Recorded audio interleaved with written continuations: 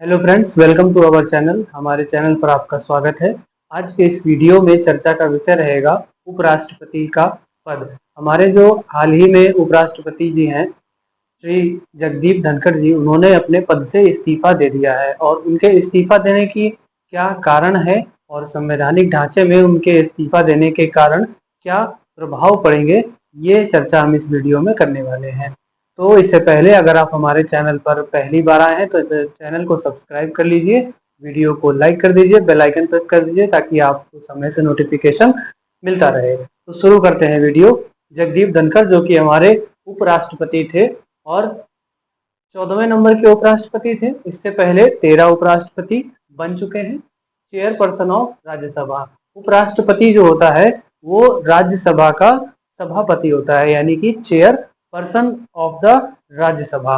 राज्यसभा जो कि अपर सदन माना जाता है और जो लोकसभा होता है उसे निम्न सदन कहते हैं। हमारे संविधान में जो संसद बनती है वो 3 अंगों को मिलाकर के बनती है, लोकसभा, राज्यसभा और राष्ट्रपति। ये 3 अंग होते हैं संसद के। तो यहाँ जो राज्यसभा है, राज्यसभा का मेन मुखिया जो सभापति होता है, जो सभा को बैठ करके होस्ट करता है, तो वो जो है जगदीप धनखड़ थे, यानी कि सभापति के रूप में भी वो कार्य कर रहे थे। उपराष्ट्रपति के पद के रूप में भी वो कार्य कर रहे थे और सभापति के रूप में भी कार्य कर रहे थे। तो यहाँ पर वो 14वें नंबर के उपराष्ट्रपति थे। उन्होंने 21 जुलाई 2025 यानी कि कल की डेट में इस्तीफा दे दिया और इस्तीफा देने का कारण बताया है स्वास्थ्य कारणों से, ड्यू टू हेल्थ इश्यूज, यानी उनके स्वास्थ्य में ऐसी दिक्कतें थी कि वो अपने पद का निर्वहन नहीं कर पा रहे थे। इस्तीफा उन्होंने ऐसे समय में दिया है जब अभी मानसून सत्र शुरू ही हुआ था, शुरुआत में ही उन्होंने इस्तीफा दे दिया। तो यहाँ पर स्वास्थ्य कारणों से प्रेसिडेंट को रिजाइन दिया है। अब हमारे संविधान में ये प्रावधान है कि अगर राष्ट्रपति जो है उपराष्ट्रपति अपने पद से इस्तीफा देता है तो वो लिखित रूप में इस्तीफा राष्ट्रपति जी को सौंपेगा। राष्ट्रपति जी यानी इस समय जो हमारी राष्ट्रपति हैं द्रौपदी मुर्मू जी, उनको लिखित रूप में उन्होंने इस्तीफा 21 जुलाई 2025 में सौंप दिया। तो ऐसा करने वाले ये तीसरे उपराष्ट्रपति बने जगदीप धनखड़ जी। ऐसा नहीं है कि ये पहले नहीं हुआ है, उपराष्ट्रपति ने इस्तीफा नहीं दिया है। इससे पहले 2 बार ऐसा किया जा चुका है, एक बार 1969 में और दूसरी बार 1987 में। 1969 में वीवी गिरी ने रिजाइन दिया था, तब जाकिर हुसैन जो कि उस समय के प्रेसिडेंट थे वो उनकी डेथ हो गई थी। तो वहां पर उन्होंने राष्ट्रपति पद बनने के लिए, यानी कि प्रेसिडेंट बनने के लिए उपराष्ट्रपति के पद से इस्तीफा दे दिया था। अगर हमारे संविधान में प्रावधान है, अगर राष्ट्रपति की मृत्यु हो जाती है या स्वास्थ्य कारणों से राष्ट्रपति अपने पद का निर्वहन नहीं कर पाते हैं, तो वहां जो उपराष्ट्रपति होता है, यानी कि राज्यसभा का सभापति, वो राष्ट्रपति पद के जो कार्य हैं उनको संपादित कर सकता है। तो यहाँ पर उस समय की 1969 की स्थिति के अनुसार जाकिर हुसैन जी की मृत्यु हो गई थी, तो वीवी गिरी ने उपराष्ट्रपति के पद से रिजाइन लिखा था और राष्ट्रपति पद के लिए अप्लाई किया था। तो यहाँ पर दूसरा जो मामला देखने को मिलता है वो 1987 में आर वेंकट रमन ने, और ये भी प्रेसिडेंट इलेक्टेड बनने के लिए, यानी कि राष्ट्रपति बनने के लिए उन्होंने इस्तीफा दिया था। तो 2 बार ऐसा हुआ है, लेकिन दोनों बार ये वजह जो थी वो दूसरी थी। लेकिन इस बार जो जगदीप धनखड़ जी ने इस्तीफा दिया है, इसकी वजह जो है स्वास्थ्य कारण थी, न कि राष्ट्रपति पद को पाने की लालसा के लिए। तो यहाँ पर जो इससे पहले 2 मामले हैं 1969 और 1987, इसमें राष्ट्रपति पद को प्राप्त करने के लिए, चुनाव लड़ने के लिए जो है वाइस प्रेसिडेंट यानी कि उपराष्ट्रपति पद पर लोगों ने इस्तीफा दिया था, लेकिन जगदीप धनखड़ ने ऐसा नहीं किया है, तो इसलिए ये मामला इंपॉर्टेंट हो जाता है। अगर हम संविधान के अनुच्छेद की बात करें तो संविधान के अनुच्छेद 63, 64, 65, 66, 67, 68, 69 और 70, 63 से लेकर 70 तक जो उपराष्ट्रपति पद का प्रावधान है, यानी उपराष्ट्रपति पद के क्या कार्य हैं, निर्वाचन, समय, शपथ, ये सारा अनुच्छेद 63 से लेकर 70 तक दिया गया है। तो यहाँ अनुच्छेद 63 में है राष्ट्रपति पद, राष्ट्रपति पद क्या है। इसके अलावा 64 में है सभापति के रूप में कार्य करेगा। 65 में उसके कार्य क्या होंगे। 66 में निर्वाचन किस तरह से होता है। 67 में कार्यकाल क्या होगा। 68 में उस कार्यकाल का जो समय निर्धारित है वो क्या होगा। और 69 में शपथ और 70 में निर्वहन। अगर इसको शॉर्ट ट्रिक से देखें तो उसका निकास शनि है। उसका में वो जो है ये अनुच्छेद 63 है। नंबर से रखते जाएंगे 63, 64, 65, 66, 67, 68, 69 और 70। तो ऊ से हो गया उपराष्ट्रपति, सा से सभापति, का से कार्य और नी से निर्वाचन, का से कार्यकाल और सा से समय और शा से शपथ और नी से निर्वहन। तो ये अनुच्छेद 63 से लेकर 70 तक ये एक ट्रिक हो जाती है याद करने की कि राष्ट्रपति पद जो है वो 63 से लेकर 70 तक दिया गया है और इसमें अलग अलग आर्टिकल में क्या क्या चीजें हो जाती हैं। तो ये अनुच्छेद की बात कर ली हम लोगों ने। अब थोड़ा जान लेते हैं जगदीप धनखड़ जी के बारे में। ये क्या थे और इनका क्या व्यक्तित्व था। 2019 से लेकर 2022 तक ये बंगाल के राज्यपाल रह चुके थे। 2019 से लेकर 2022 तक ये बंगाल के जो गवर्नर के रूप में इन्होंने कार्य किया था। इसके अलावा ये जो है senior advocate of supreme court, supreme court के सीनियर एडवोकेट के रूप में भी अपनी सेवाएं दे चुके थे। इसके अलावा राजस्थान की असेंबली से जो मेंबर ऑफ पार्लियामेंट होते हैं उसके रूप में भी ये इलेक्ट हो चुके थे। तो इससे पहले ये कार्य कर चुके थे।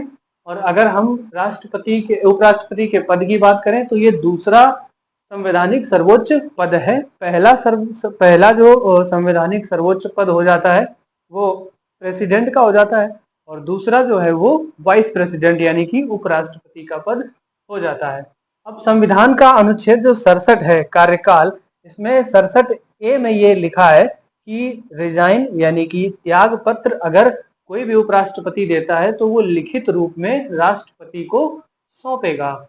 और अगर वो जो त्याग पत्र राष्ट्रपति को दिया जाएगा अगर राष्ट्रपति उसे एक्सेप्ट कर लेती हैं तो उनका जो स्थगन है यानी कि जो रिजाइन है रेजिग्नेशन है वो उसी एक्सेप्टेंस के दौरान ही जो है वो मान लिया जाएगा कि ये अपने पद से इस्तीफा दे चुके हैं। तो यहाँ एक्सेप्ट हो गया है इनका रेजिग्नेशन लेटर तो उन्होंने जो है अपने पद से इस्तीफा दे दिया है। तो यहाँ पर अब वो राज्यसभा के जो सभापति थे जगदीप धनखड़ जी, तो वो पद तो हो गया खाली और वो पद तब तक खाली रहेगा जब तक कि यहाँ पर उसका चुनाव नहीं हो जाता। लेकिन ऐसा नहीं है मानसून सत्र चालू हो गया है तो यहाँ ऐसा नहीं है कि राज्यसभा बंद हो जाएगी या उसको जो है नेतृत्व कौन करेगा, कौन मुखिया बनेगा। तो यहाँ उस पद की जो पद से संबंधित कर्तव्य हैं जो कार्य हैं वो Harivansh Narayan Singh deputy chairperson of Rajya Sabha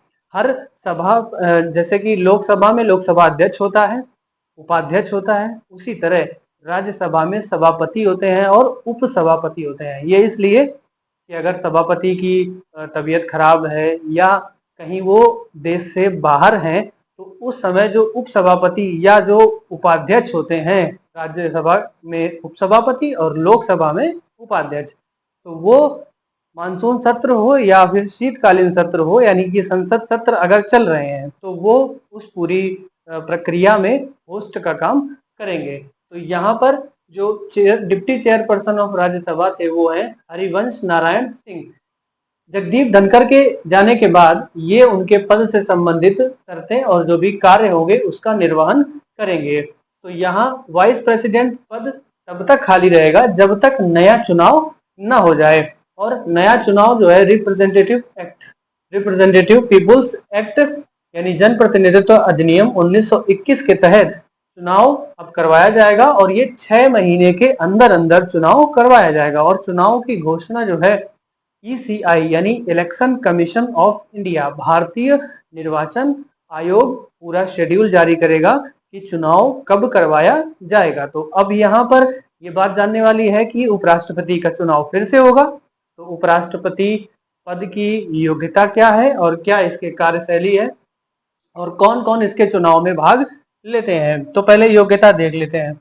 उपराष्ट्रपति पद की योग्यता क्या है। भारत का नागरिक होना चाहिए, उसकी उम्र 35 वर्ष होनी चाहिए और राज्यसभा का सदस्य होना चाहिए। ये इंपॉर्टेंट योग्यता है कि राज्यसभा का सदस्य होना चाहिए, इसके अलावा लाभ के पद पर ना हो, किसी भी प्रकार के लाभ के पद पर ना हो, अर्थात वो गवर्नमेंट एम्प्लॉय ना हो। लाभ के पद को संविधान में वर्णन नहीं किया गया है कि ये किस तरह का लाभ का पद हो। कुल मिला के लाभ के पद पर नहीं होना चाहिए। इसके अलावा इसके इलेक्शन में कौन कौन भाग लेते हैं? पहली बात तो ये कि इनडायरेक्ट इलेक्शन होता है, जैसे कि प्रधानमंत्री, मुख्यमंत्री का चुनाव जो है ये प्रत्यक्ष रूप से होता है। जनता इसमें प्रत्यक्ष रूप से वोट डाल करके अपना नेता जो है वो चुनती है। लेकिन यहाँ राष्ट्रपति और उपराष्ट्रपति का जो चुनाव होता है ये प्रत्यक्ष ना होकर के अप्रत्यक्ष रूप से संपादित होता है, डायरेक्टली ना होकर के इनडायरेक्टली होता है। अब इनडायरेक्टली कैसे? जैसे हम लोग चुनते हैं यहाँ से एमपी और एमएलए, यानी कि विधायक और सांसद, तो वो जाते हैं लोकसभा और राज्यसभा में। तो हमारे द्वारा इलेक्टेड मेंबर्स जो होते हैं वही वहां जाकर के राष्ट्रपति और उपराष्ट्रपति पद का चुनाव करते हैं। तो यहाँ लोकसभा में 550 सदस्य अधिकतम हो सकते हैं और राज्यसभा में 250, 245 से लेकर 250 तक। तो ये दोनों सदन मिल करके यहाँ राष्ट्रपति पद और उपराष्ट्रपति पद का जो है चुनाव करते हैं। इसके अलावा राष्ट्रपति के पास ये योग्यता होती है कि वो भारत में 12 लोगों को मनोनीत कर सकता है अपने अपने क्षेत्र में जो विशेष उत्कृष्ट कार्य किया हो, तो वो लोग भी इसमें शामिल होते हैं। तो यहाँ जो अगर राष्ट्रपति का चुनाव होता है तो राज्यसभा और लोकसभा दोनों के निर्वाचित सदस्य और केंद्र शासित प्रदेशों में से जहां पर भी असेंबली चलती है वहां के सदस्य मिल करके राष्ट्रपति पद का चुनाव करते हैं। तो इसमें मनोनीत सदस्य शामिल नहीं होते हैं राष्ट्रपति के, क्योंकि राष्ट्रपति ही उन्हें मनोनीत करता है, तो उन्हीं के चुनाव में वो कैसे हो सकते हैं? तो यहाँ उनको लिया जाता है उपराष्ट्रपति के चुनाव में। यानी उपराष्ट्रपति का चुनाव जब होगा तो लोकसभा के सदस्य, राज्यसभा के सदस्य और जो नॉमिनेटेड मेंबर्स हैं, जिनको नामित किया गया है अपने अपने क्षेत्र में, जिन्होंने जैसे कि साहित्य के क्षेत्र में, शिक्षा के क्षेत्र में, खेल के क्षेत्र में जिन्होंने उत्कृष्ट कार्य किया होता है, उनको जो है राष्ट्रपति लोकसभा सदस्य या राज्यसभा सदस्य के रूप में नामित करते हैं। वो राष्ट्रपति के चुनाव में भाग न लेकर के उपराष्ट्रपति के चुनाव में भाग लेते हैं। तो यहाँ समझ गए होंगे आप लोग कि लोकसभा और राज्यसभा और जो नामित सदस्य होते हैं वो जो है पार्टिसिपेट करते हैं किसमें? वाइस प्रेसिडेंट के चुनाव में। तो इस तरह से ये पूरा वाइस प्रेसिडेंट यानी कि उपराष्ट्रपति के पद से संबंधित जो भी चीजें थी वो हमने डिस्कस करी। वीडियो अगर आपको अच्छा लगा है तो वीडियो को लाइक कर दीजिए, चैनल को सब्सक्राइब कर लीजिए। आई होप सारी चीजें आपको क्लियर हो गई होंगी। तो इस वीडियो में इतना ही, मिलते हैं नेक्स्ट वीडियो में, तब तक के लिए जय हिंद, जय भारत।